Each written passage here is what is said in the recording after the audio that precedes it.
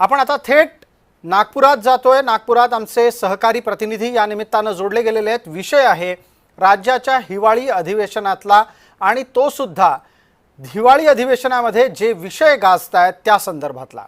लाडकी बहीण, बिबट्या, ठाकरे गट आणि काँग्रेसमधील आसन व्यवस्था, समृद्धी महामार्गावरच्या ईव्ही म्हणजेच इलेक्ट्रिक व्हेइकलना टोल नसण्याचा मुद्दा, असे अनेक विषय आजच्या दिवशी अधिवेशनाच्या दुसऱ्या टप्प्यात मोठ्या संख्येने चर्चेला आले। या निमित्तानं काय काय घडलंय, कसं घडलंय याचं आपण या बातमीपत्राच्या निमित्तानं विश्लेषण करणार आहोत। विधान भवनामध्ये या सगळ्या विषयांवर सत्ताधारी आणि विरोधकांमध्ये चर्चा होत असताना जो बिबट्यांच्या हल्ल्याचा मुद्दा होता तो सुद्धा प्रकर्षाने समोर आला।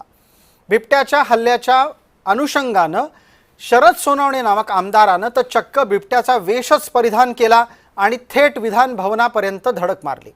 बिबट्याच्या हल्ल्यामुळे महाराष्ट्रभरामध्ये अनेक जण संकटात आहेत, त्याचा मुद्दा विधानमंडळामध्ये चर्चेला पाहिजे असा त्यांचा आग्रह होता। समृद्धीचा महामार्ग हा आता हळूहळू वाढती वाहतूक अनुभवतोय। या वाहतुकीच्या दरम्यान ज्या ज्या इलेक्ट्रिक व्हेइकल म्हणजेच बॅटरीवर चालणाऱ्या गाड्या धावतात त्या सर्व वाहनांना टोल माफी मिळणार आहे। तुम्ही जर समजा मुंबईहून नागपूर किंवा नागपूरहून मुंबईपर्यंतचा प्रवास समृद्धीने करणार असाल तर जवळपास 1200 ते 1500 रुपये तुम्हाला पेट्रोल किंवा डिझेल वाहनाला टोल म्हणून भरावा लागतो, असा एक सर्वसाधारण अंदाज आहे। मात्र जर तुमच्याकडे इलेक्ट्रिक गाडी असेल तर तुम्हाला हा सगळा टोल माफ होऊ शकतो। या निमित्तानं इतरही बरेच मुद्दे आहेत, पण आमचे प्रतिनिधी आता जोडले गेले आहेत, त्यांच्यापर्यंत आपण पोहोचणार आहोत। मनोज दयाळकर, शुभम उमाळे, महेंद्र जोईल, कुणाल भोईटे हे या आपल्या चर्चेत आत्ताच्या घडीला आहेत। आणि त्याचबरोबर आपल्याला या चर्चेमध्ये माझ्यासोबत कुणाल भोईटे, महेंद्र जोईल, शुभम उमाळे आणि मनोज दयाळकर दिसत आहेत। मला पटकन आधी पहिला प्रश्न विचारायचा आहे तो कुणाल भोईटे आपल्याला। कुणाल भोईटे, बिबट्यांच्या अनुषंगानं मला आपल्यापर्यंत हा मुद्दा घेऊन यायचा आहे की ज्या आमदाराला बिबट्याचे कपडे घालून या विधानमंडळामध्ये यावंसं वाटलं त्या आमदाराला काही न्याय चर्चेतून तरी मिळाला का ही केवळ स्टंटबाजी बनून राहिली?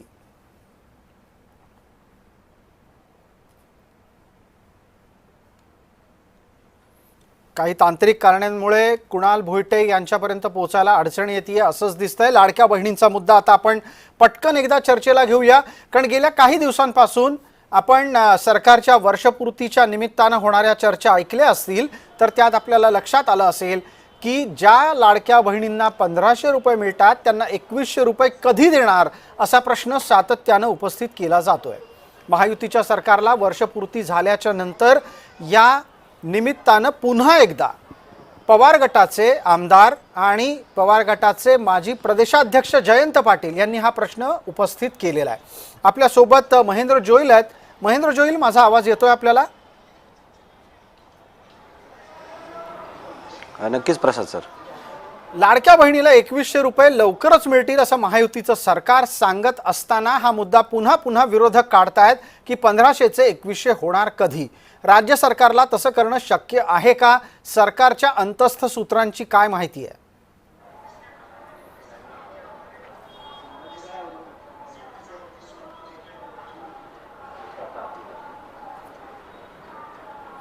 महेंद्र, माझा आवाज आपल्यापर्यंत पोहोचला असेल, मी आपल्यालाच प्रश्न विचारलाय।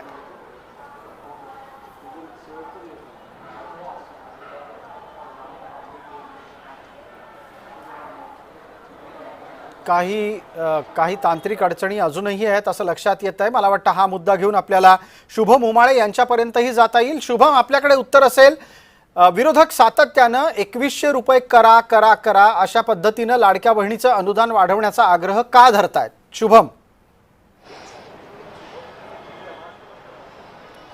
प्रसाद सर, अपेक्षा करतो माझा आवाज आपल्यापर्यंत येत असेल। लाडकी बहीण योजना हा एक महत्त्वपूर्ण अशी योजना होती जे मुख्यमंत्री एकनाथ शिंदेच्या कार्यकाळात जी आहे ती महायुती सरकारने समोर आणली होती आणि त्याचमुळे कुठेतरी महायुती सरकारला मोठ्या प्रमाणात जे आहे मतदान झालं आणि पुन्हा एकदा महायुती सरकारच सत्तेमध्ये आलं।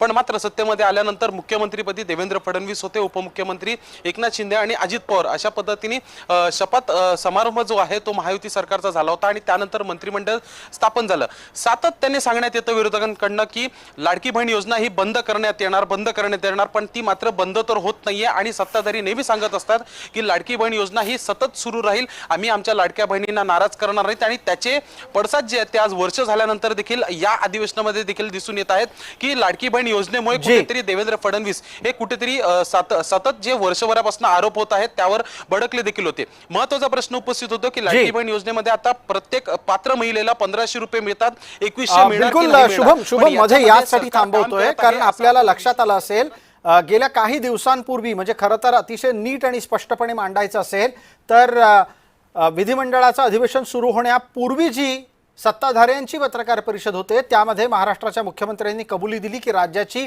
आत्ताची आर्थिक स्थिती ही कमकुवत आहे, पण विकास निधी कुठं कमी पडू दिला जाणार नाही। दुसऱ्या दिवशी अर्थमंत्र्यांनी पण त्या वक्तव्याला दुजोरा दिलेला आहे। असं असताना आत्ताच 40,000 कोटीच्या आसपासचं बजेट लाडक्या बहिणीवर खर्च होत आहे। नव्यानं हे बजेट वाढेल अशी सुतराम शक्यता नाहीये।